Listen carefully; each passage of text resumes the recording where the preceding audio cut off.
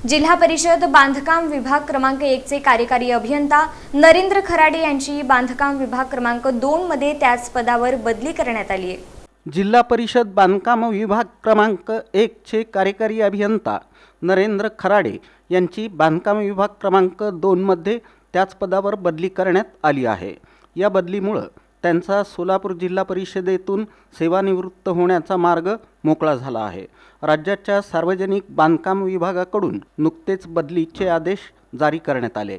त्यानुसार सोलापूर जिल्हा परिषद बांधकाम विभाग क्रमांक 2 चे कार्यकारी अभियंता संतोष कुलकर्णी यांना पदोन्नती मिळाल्यानंतर रिक्त झालेल्या जागेवर बांधकाम विभाग क्रमांक 1 चे कार्यकारी अभियंता नरेंद्र खराडे यांची नियुक्ती करण्यात आली आहे।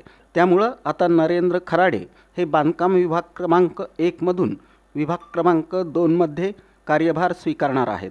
खराडे हे सन 2028 मध्ये सेवानिवृत्त होणार असून त्यापूर्वीच त्यांनी सोलापूर जिल्हा परिषदेतच बदली करून घेतल्यानं त्यांचा उर्वरित सेवाकाळ जिल्हा परिषदेतच पूर्ण होणार आहे।